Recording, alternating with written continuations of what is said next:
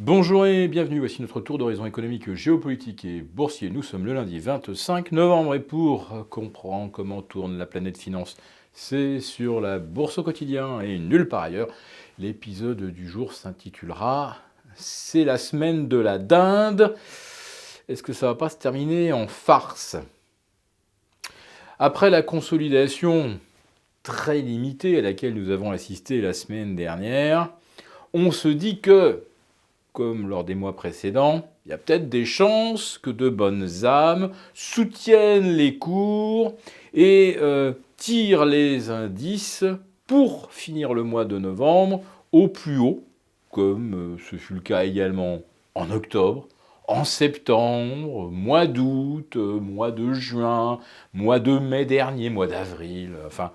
C'est devenu une sorte de tradition de pousser les indices vers de nouveaux plus hauts, voire de nouveaux records, mois après mois. Et cette semaine, il y a une double incitation à tirer les cours. Il s'agit de Thanksgiving. Et oui, si les indices US sont au plus haut absolu à la veille du grand week-end consumériste, puisqu'on a jeudi férié Thanksgiving, on mange la dinde, et le vendredi à minuit 1, on se met sur son site en ligne et on se met à profiter de toutes les grandes, enfin toutes les soldes, toutes les gros rabais du fameux Black Friday. Et puis ensuite, le week-end, c'est un week-end de soldes. Et puis à suivre, donc lundi prochain, dans une semaine, le fameux Cyber Monday, où là, c'est les soldes sur les smartphones, les équipements électroniques, etc. Bref, beaucoup de choses se jouent pendant ces 4 jours et qui vont tomber cette fois-ci. C'est d'ailleurs une sorte de rareté. Généralement, Thanksgiving tombe la semaine précédant la fin du mois. Là, cette fois-ci, Thanksgiving tombe en même temps que la fin du mois.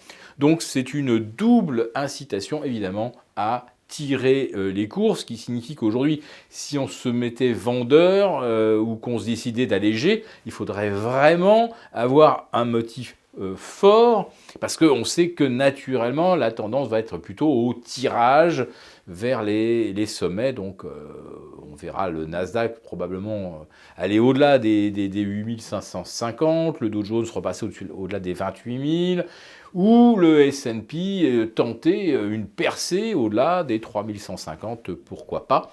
Quant au CAC 40, évidemment, on lui donne toujours rendez-vous à 6000.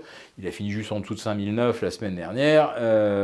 Pas très compliqué de reprendre 1,5% pour aller chercher de nouveaux records. Alors, qu'est-ce qui pourrait soutenir le CAC 40 cette semaine? Peut-être le compartiment pétrolier, parce que figurez-vous que la semaine dernière, on a vu le pétrole, alors je vais prendre la référence WTI, se hisser au-delà des 57 $. Et là, ça commence techniquement à être favorable. Si on franchit les 58, le baril devrait aller chercher probablement une valeur de 60,5 ou 61. Ça devrait profiter quand même un tout petit peu à Total, à Technip. Et puis aux États-Unis, au compartiment pétrolier qui a quand même bien morflé la semaine dernière. Même le redressement qui avait eu lieu vendredi n'avait pas suffi à effacer les stigmates d'un début de semaine assez compliqué. Compliqué aussi parce que certains producteurs ont publié des résultats qui ont été sanctionnés. Et puis certains producteurs sont en plus dans des situations financières plus que compliquées.